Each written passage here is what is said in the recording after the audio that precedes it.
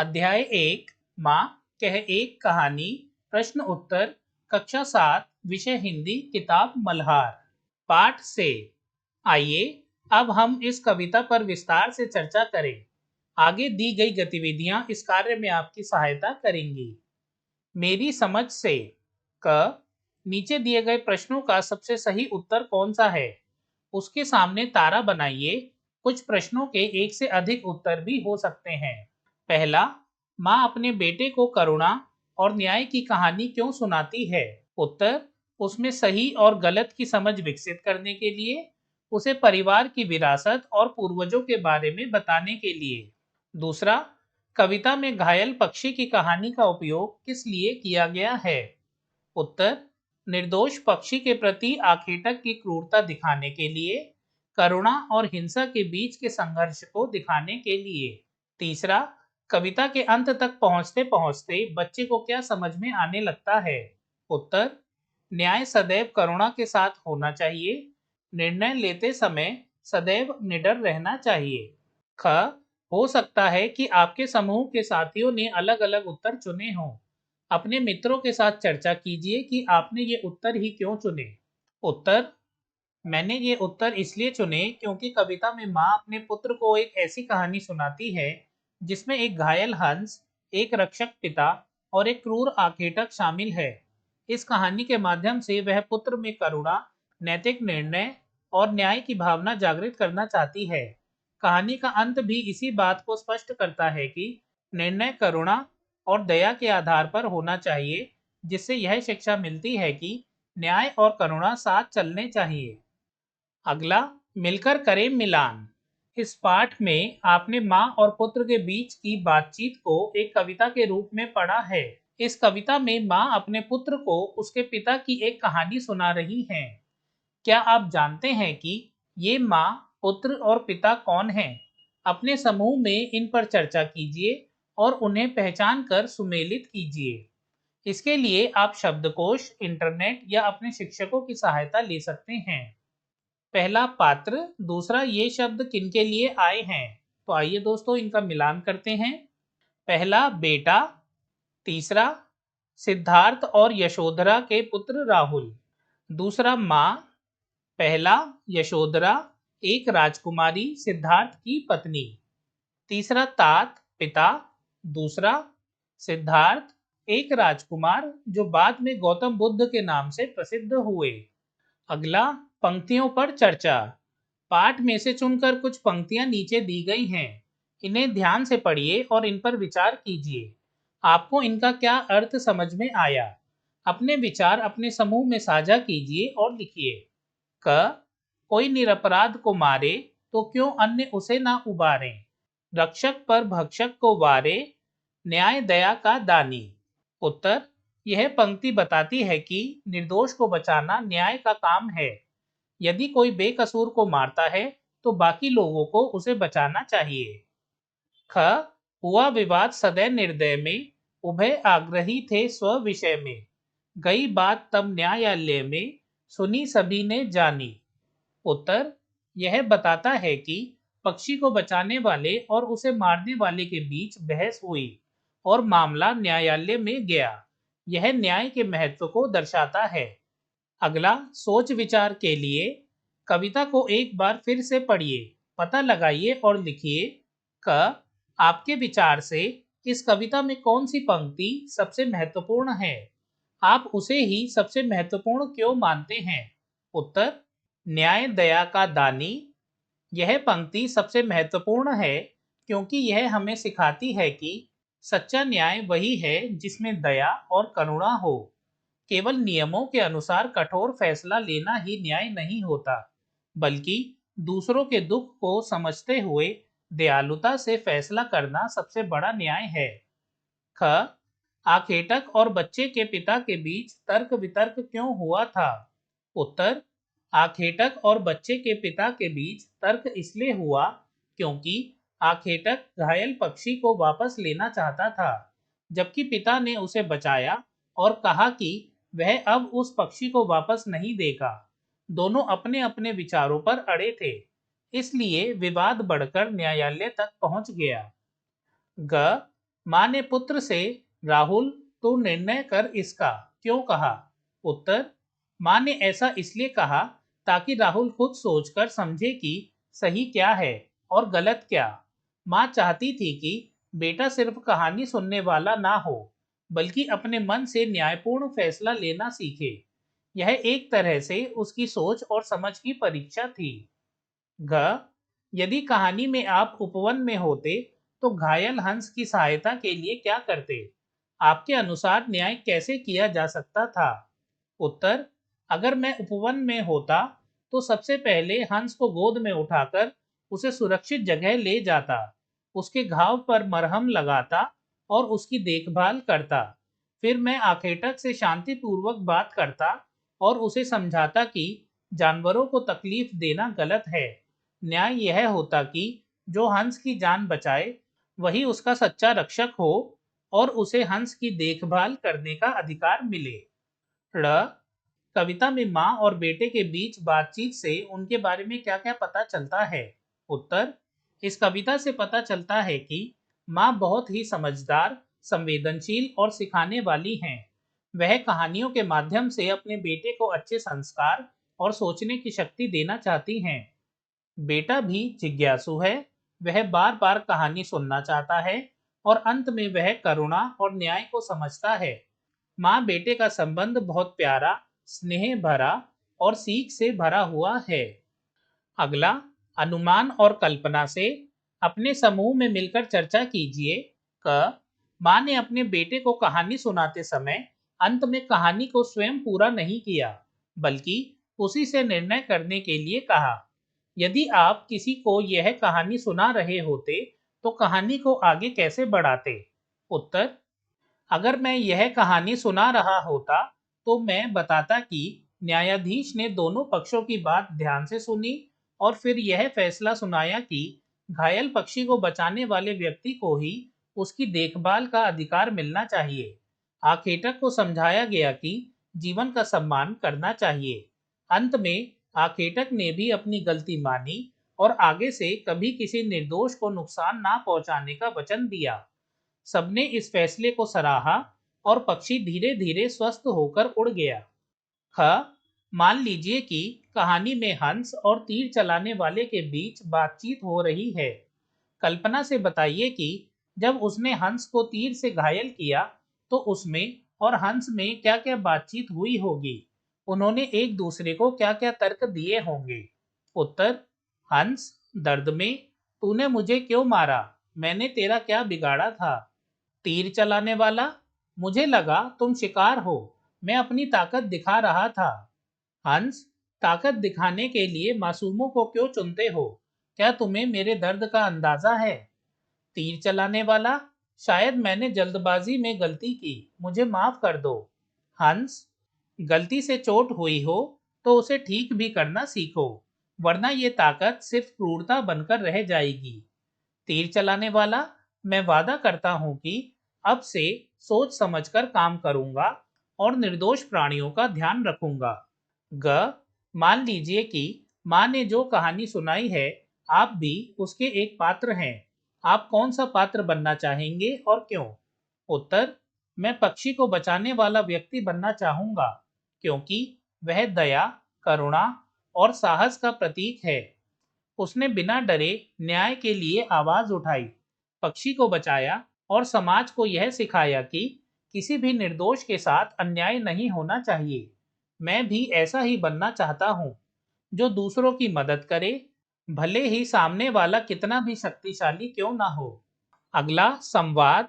इस कविता में एक माँ और उसके पुत्र का संवाद दिया गया है, लेकिन कौन सा कथन किसने कहा है यह नहीं बताया गया है। आप कविता में दिए गए संवादों को पहचानिए कि कौन सा कथन किसने कहा है और उसे दिए गए उचित स्थान पर लिखिए। उदाहरण के लिए, माँ और पुत्र का एक एक कथन दिया गया है। तो दोस्तों, पहले पढ़ते हैं पुत्र द्वारा कहे गए कथन। पहला, माँ कह एक कहानी, कह माँ कह लेटी ही लेटी, राजा था या रानी, राजा था या रानी, माँ कह एक कहानी, जहाँ सुरभि मनमानी, हाँ माँ यही कहानी।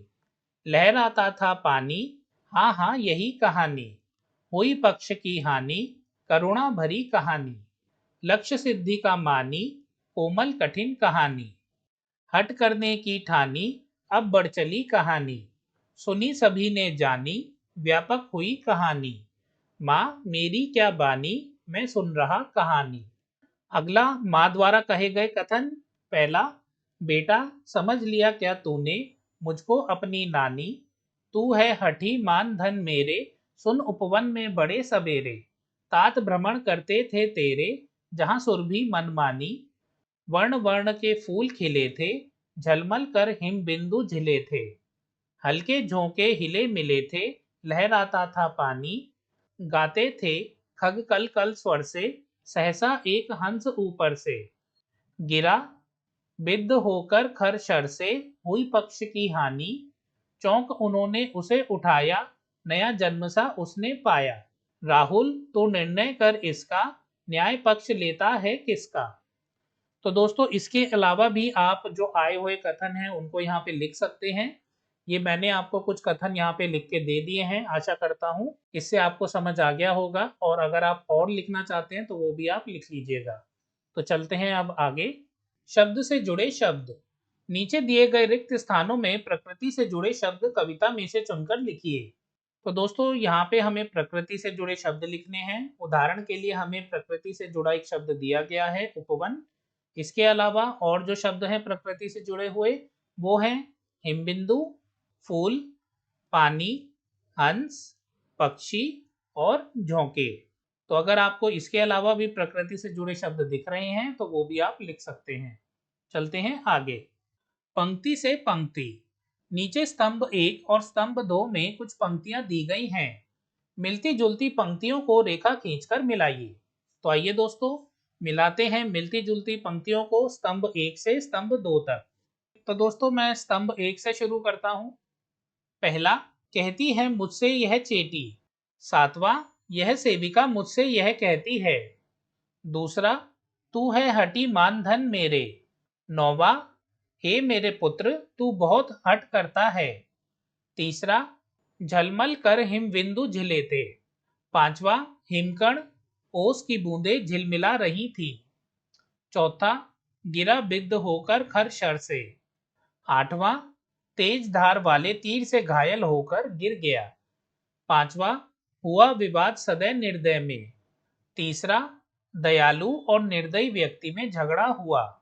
छठा, कह दे निर्भय जय हो जिसका। दूसरा, तू बिना डरे कह दे कि जीत किसकी होनी चाहिए। सातवां, तूने गुनी कहानी।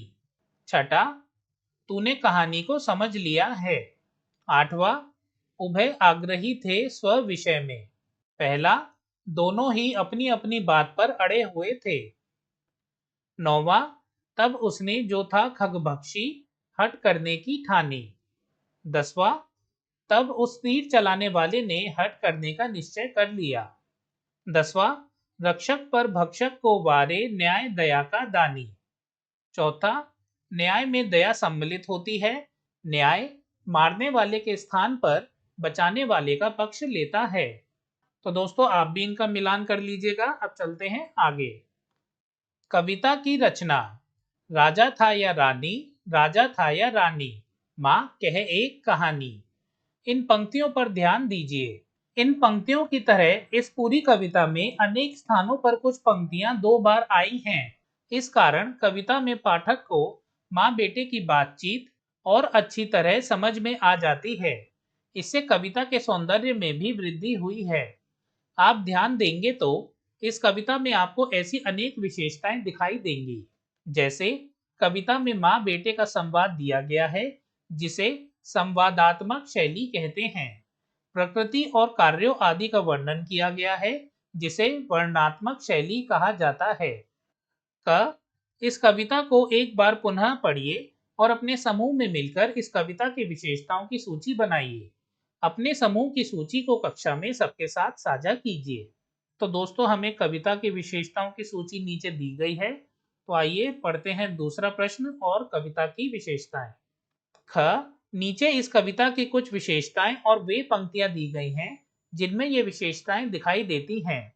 विशेषताओं का सही पंक्तियों से मिलान कीजिए। आप कविता की पंक्तियों में एक से अधिक विशेषताएं भी ढूंढ सकते हैं। तो दोस्तों यहाँ पे हमें दी गई हैं कविता की विशेषताएं और दूसरे में हमें दिया गया है कविता की पंक्तियां। तो चलिए कविता की विशेषताओं को मिलाते हैं कविता की पंक्तियों से। पहला, संवाद दिए गए हैं। तीसरा, बेटा समझ लिया क्या तूने मुझको अपनी नानी, कहती है मुझसे यह चेटी तू मेरी नानी की बेटी। तो दोस्तों यहाँ पे संवाद दिया गया है। दूसरा, पंक्ति के अंतिम शब्द की ध्वनि आपस में मिलती जुलती है। तो दोस्तों वो आप तीसरे में देख सकते हो, जैसे कि यह चेटी, बेटी। चौथे में भी देख सकते हो आप मेरे, सवेरे। और छठे में भी देख सकते हो आप खिले थे, झिले थे, मिले थे। तीसरा, कुछ शब्द दो बार और साथ साथ आए हैं। तो दोस्तों वो आप देख सकते हो छठे में, जैसे कि वर्ण वर्ण दो बार आए हैं और साथ साथ आए हैं। और ये आप तीसरे में भी देख सकते हो, जैसे कि नानी यहाँ पे दो बार आया है। चौथा, कुछ विपरीतार्थक शब्द साथ साथ आए हैं। तो दोस्तों वो पहले में है, सदय और निर्दय दोनों विपरीतार्थक शब्द हैं। पांचवा, प्रकृति का वर्णन किया गया है। तो दोस्तों वो भी छठे में है, वर्ण वर्ण के फूल खिले थे, झलमल कर हिम बिंदु झिले थे, हल्के झोंके हिले मिले थे, लहराता था पानी। छठा, एक ही वर्ण से शुरू होने वाले एक से अधिक शब्द एक ही पंक्ति में आए हैं। तो दोस्तों वो आप पांचवे में देख सकते हो, कोमल कठिन कहानी। यहाँ पे क से शुरू हो रहे हैं तीनों शब्द। सातवां, प्रश्न उत्तर दिए गए हैं। तो दोस्तों वो भी तीसरे में है, यहाँ पे प्रश्न उत्तर दिए गए हैं। आठवां, शब्द की वर्तनी बदलकर उपयोग किया गया है। तो दोस्तों वो है दूसरा, यहाँ पे पक्ष को लिखा गया है यानी कि पक्षी। तो यहाँ पे शब्द की वर्तनी बदली गई है। तो उम्मीद करता हूँ आपको ये समझ आ गया होगा। अगर आपको नहीं आया तो इसे फिर से एक बार देख लीजिएगा, आपको समझ आ जाएगा। रूप बदलकर, सुन उपवन में बड़े सबेरे, तात भ्रमण करते थे तेरे। कविता की इन पंक्तियों को निम्न प्रकार से बदलकर लिखा जा सकता है। सुनो, आपके पिता एक उपवन में बहुत सवेरे भ्रमण किया करते थे।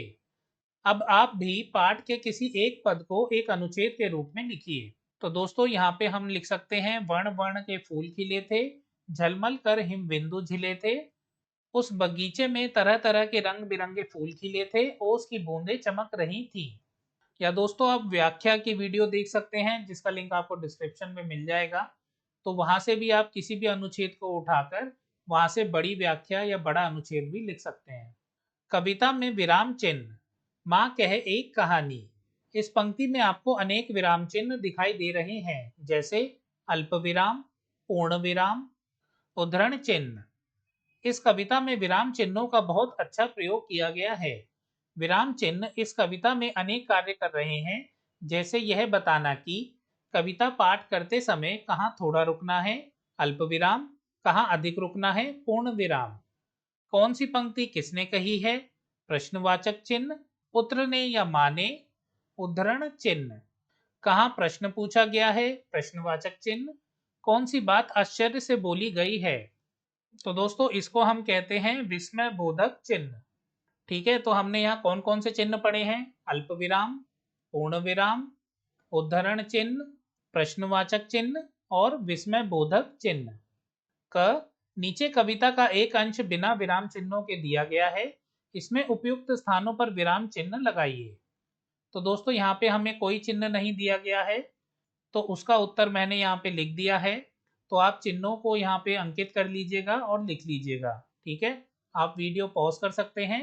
तो जहाँ भी अल्प विराम, पूर्ण विराम, प्रश्नवाचक, विस्मय बोधक वाचक चिन्ह आते हैं तो उनको आप लिख लीजिएगा। ख, अब विराम चिन्हों का ध्यान रखते हुए कविता को अपने समूह में सुनाइए। तो दोस्तों ये आप स्वयं कीजिएगा, और कविता हम पहले ही पढ़ चुके हैं, जिसका लिंक आपको डिस्क्रिप्शन में मिल जाएगा।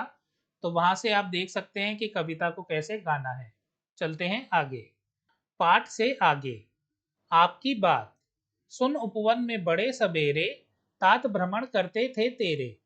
आप या आपके परिजन भ्रमण के लिए कहाँ कहाँ जाते हैं और क्यों। उत्तर, मैं और मेरे पिताजी हर रविवार को पास के पार्क में टहलने जाते हैं। वहाँ ताज़ी हवा मिलती है, हरियाली देखने को मिलती है और मन भी खुश हो जाता है। कभी कभी हम पेड़ों के नाम भी सीखते हैं। ख, इस पाठ में एक माँ अपने पुत्र को कहानी सुना रही है। आप किस किस से कहानी सुनते हैं या थे? आप किसको और कौन सी कहानी सुनाते हैं? उत्तर: मैं अपनी दादी से कहानियां सुनता हूँ। वह मुझे राजा रानी, पंचतंत्र और वीरों की कहानियां सुनाती हैं। मैं अपने छोटे भाई को शेर और चूहा या कछुआ और खरगोश की कहानी सुनाता हूँ, क्योंकि वह उससे बहुत खुश होता है। ग माँ ने कहानी सुनाने के बीच में एक प्रश्न पूछ लिया था। क्या कहानी सुनाने के बीच में प्रश्न पूछना सही है? क्यों? उत्तर: हाँ, कहानी के बीच में प्रश्न पूछना सही है, क्योंकि इससे श्रोता को सोचने और समझने का मौका मिलता है। इससे कहानी में रुचि भी बनी रहती है और सीखने की आदत भी पड़ती है। घ कविता में बालक अपनी माँ से बार बार वही कहानी सुनने की हट करता है। क्या आपका भी कभी कोई कहानी बार बार सुनने का मन करता है? अगर हाँ, तो वह कौन सी कहानी है और क्यों? उत्तर: हाँ, मुझे रामायण की बाल कांड की कहानी बार बार सुनना अच्छा लगता है, क्योंकि उसमें भगवान राम का बचपन, उनकी अच्छाइयाँ और सीता स्वयंवर की कहानी होती है, जो मुझे बहुत प्रेरणा देती है। अगला, निर्णय करें। राहुल, तू निर्णय कर इसका। नीचे कुछ स्थितियां दी गई हैं। बताइए कि इन स्थितियों में आप क्या करेंगे। पहला, खेलते समय आप देखते हैं कि एक मित्र ने भूल से एक नियम तोड़ा है। उत्तर: मैं उसे प्यार से बताऊंगा कि उसने गलती से नियम तोड़ा है और अगली बार ध्यान रखने के लिए कहूंगा। दूसरा, एक सहपाठी को कक्षा में दूसरों द्वारा चिढ़ाया जा रहा है। उत्तर: मैं चिढ़ाने वालों को समझाऊंगा और सहपाठी की मदद करूंगा ताकि वह अपमानित ना हो। तीसरा, एक समूह परियोजना के बीच एक सहपाठी अपने भाग का कार्य नहीं कर रहा है। उत्तर: मैं उससे बात करके कारण समझूंगा और उसे प्रेरित करूंगा कि मिलकर काम करें। चौथा, आपके दो मित्रों के बीच एक छोटी सी बात पर तर्क वितर्क हो रहा है। उत्तर: मैं बीच में आकर दोनों को शांति से समझाऊंगा कि छोटी बातों में झगड़ना सही नहीं। पांचवा, एक सहपाठी को कुछ ऐसा करने के लिए अनुचित रूप से दंडित किया जा रहा है जिसे उसने नहीं किया। उत्तर: मैं शिक्षक को जाकर सच्चाई बताऊंगा ताकि जिसने गलती नहीं की उसे दंड ना मिले। छठा, एक सहपाठी प्रतियोगिता में हार जाने पर उदास है। उत्तर: मैं उसे सांत्वना दूंगा और कहूंगा कि हार जीत का हिस्सा है, अगली बार जरूर जीतेंगे। सातवां, कक्षा में चर्चा के बीच एक सहपाठी संकोच कर रहा है और बोलने का अवसर नहीं पा रहा है। उत्तर: मैं उसे बोलने के लिए प्रोत्साहित करूंगा और उसके लिए एक मौका दिलवाऊंगा। आठवां, सहपाठी किसी विषय में संघर्ष कर रहा है और आपसे सहायता मांगता है। उत्तर: मैं उसकी पूरी मदद करूंगा ताकि वह विषय को समझ सके और आगे आत्मविश्वास से काम करे। सुनी कहानी। हमारे देश और विश्व में अनेक कहानियां लोग एक दूसरे को सैकड़ों हजारों सालों से सुनते सुनाते रहे हैं। इन कहानियों को लोक कथाएं कहते हैं। अपने घर या आसपास सुनी सुनाई जाने वाली किसी लोक कथा को लिखकर कक्षा में सुनाइए। आपने जिस भाषा में लोक कथा सुनी है या जिस भाषा में आप लोक कथा लिखना चाहें, लिख सकते हैं। कक्षा के सभी समूहों द्वारा एकत्रित लोक कथाओं को जोड़कर एक पुस्तिका बनाइए और कक्षा के पुस्तकालय में उसे सम्मिलित कीजिए। उत्तर: लोक कथा का शीर्षक सच्चाई की जीत। बहुत समय पहले की बात है।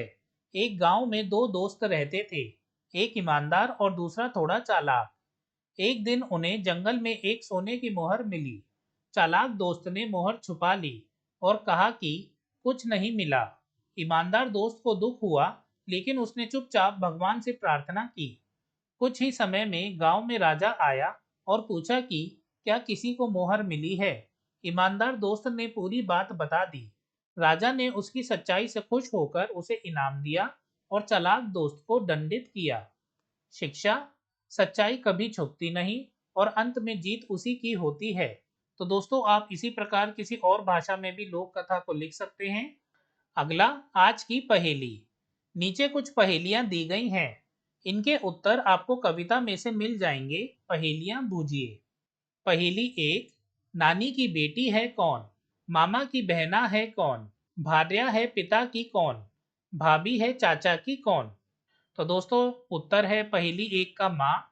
यहाँ भार्या कहते हैं पत्नी को, जीवन संगिनी को, तो इसलिए यहाँ पे उत्तर होगा माँ। पहेली 2, आसमान में उड़ उड़ जाएं, तरह तरह के गाने गाएं, पर फैलाकर करता सैर, दो हैं जिसके पर और पैर। तो दोस्तों यहाँ पे आपको दिख रहा होगा, उत्तर है हंस। पहेली 3, बागों में जो सुगंध फैलाती, फूल फूल में बसती जाती, हवा हवा में घुल मिल जाए, कौन है जो यह नाम बताए? तो दोस्तों उत्तर है तितली।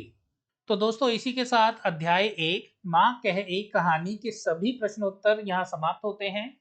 तो ये अध्याय पूरी तरह से पूरा हो चुका है। हमने इस कविता को पढ़ा, इस कविता की व्याख्या और सारांश भी पढ़ा, और अब इसके प्रश्नोत्तर भी कर लिए हैं, जिसका लिंक आपको डिस्क्रिप्शन और स्क्रीन पे दिख रहा होगा। अगर आपको वीडियो अच्छी लगे तो इसे लाइक कीजिए और अपने दोस्तों के साथ इसे शेयर कीजिए। मिलते हैं नेक्स्ट वीडियो में। वीडियो देखने के लिए आपका धन्यवाद।